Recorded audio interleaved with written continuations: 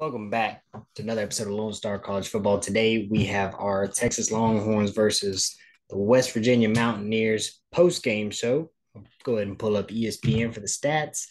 Y'all do us a favor and like the video, drop us a comment, and subscribe to the channel. Really helps us out. We're on a road to 100 subscribers. We just started this less than 2 months ago, and we're over halfway there. We're going to do a $25 giveaway at 100 subs. I'm just gonna be on by myself today. Logan's still at work, so he hopefully will get on and do a Baylor and OK State post game show for them. But jumping right into it, at home, Texas Longhorns got another win. Puts us at 3-2 on the season. We beat the West Virginia Mountaineers 38-20. Pretty dominating game. Kind of seems, I mean, an 18-point win is pretty good. It seems like they did better than they really did.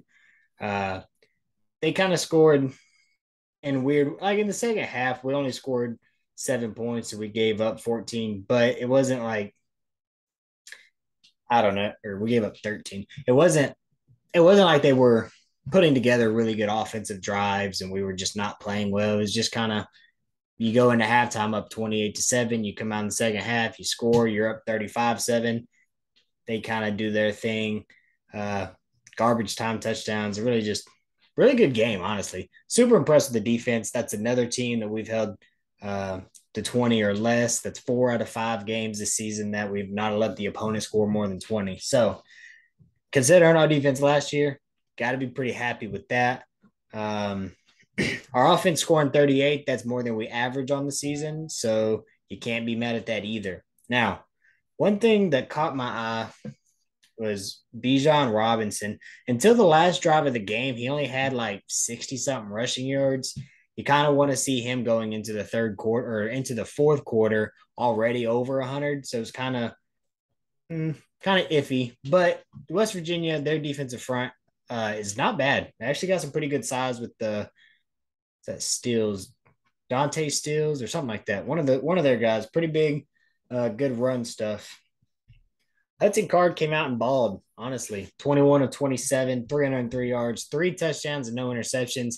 Kind of got bailed out in one play. He threw it down there. Probably should have been a pick. Ended up being a touchdown to Xavier Worthy. One of his two. He had 7 receptions for 119 yards and 2 touchdowns. Finally got him his breakout game. And he also had a passing touchdown. He went 1 for 1, 33 yards and a touchdown.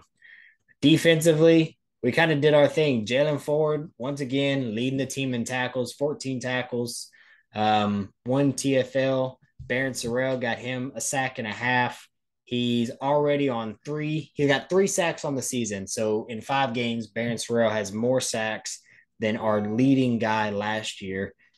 So happy to see that. We've got 11 sacks on the season total. We finished last season with 20.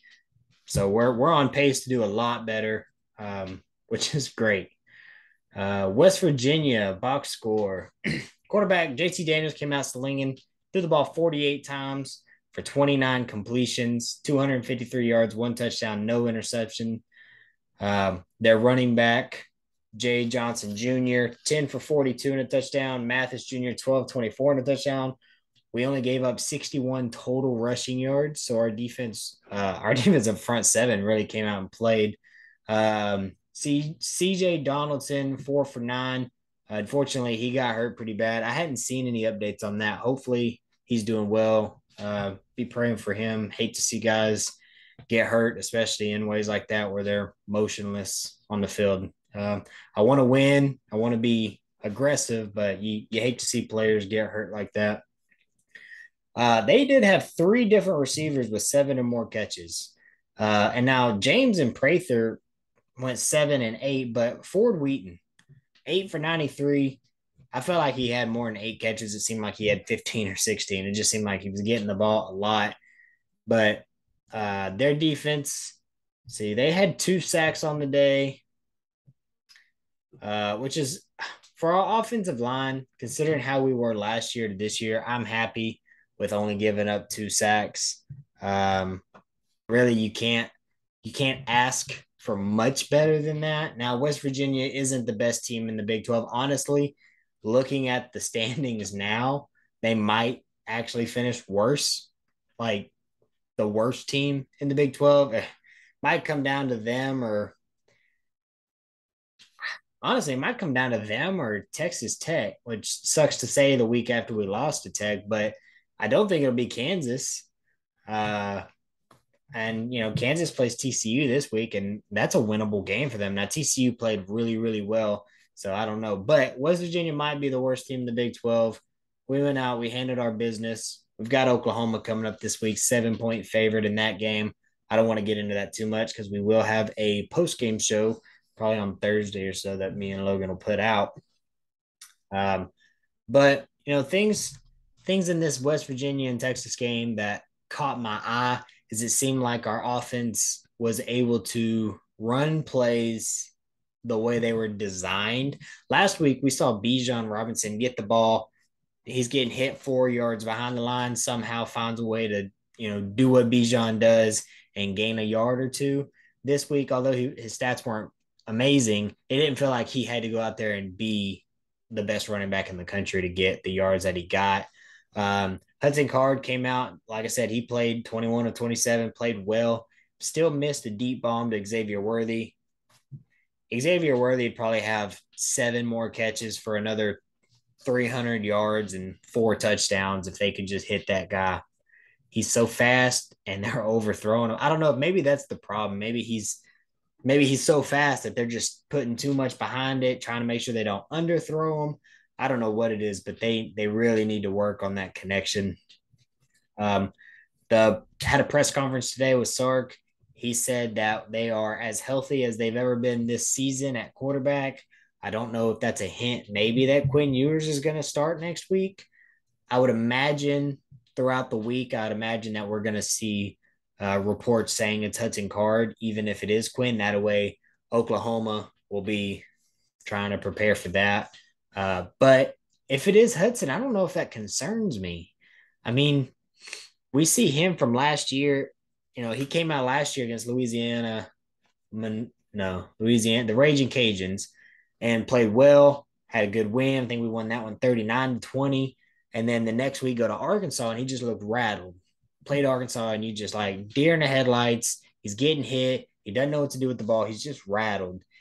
And then this year you come in, and we've got Bama. He doesn't start the season. Then we get Bama, and Quinn gets hurt. He has to come in. He didn't look rattled. Like he doesn't look like a quarterback that's going to be a Heisman contender. He doesn't look like he's going to be a first-round quarterback, but he didn't look rattled like he did last year, which tells us that we've got a lot of progression on him through the offseason. I think Hudson Card is playing about as well as you could ask for. He's the backup quarterback, played Bama, close game, beat UTSA, who had a pretty good offense, and we were able to our defense was able to hold them, and our offense was able to score. Came with Tech, had a rough game. Let me put those stats up real quick. Came against Tech. He had one bad pass that got picked off. But even then, 20 of 30, 66%, 277 yards and 2 touchdowns.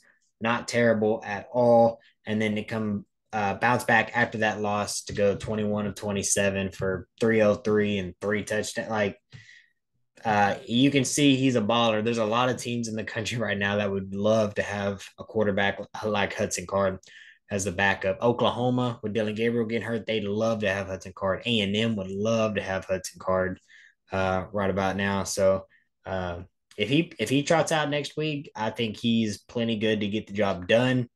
And we'll see how it goes. It's OU hate week. I love it. Any week where the Sooners and the Aggies lose and Texas win is a good week. So we had a good week last weekend. A&M plays Bama this weekend. So if A&M loses it, when A&M loses that game and when the Longhorns beat the Sooners, we'll get back-to-back weeks just like that. So that's pretty much all I got for y'all. Appreciate y'all once again. Do us a favor and like the video. Drop us a comment. What do y'all think about the game last week? Any concerns that y'all saw? Offensive line held up pretty well.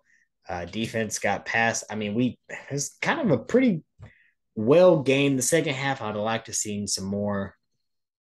In the third quarter, I'd like to see some more offensive production and maybe better pass rush in the fourth quarter. But other than that, pretty good. Once again, y'all subscribe and check out our channel on Twitter at Lone Star _C FB. Appreciate y'all.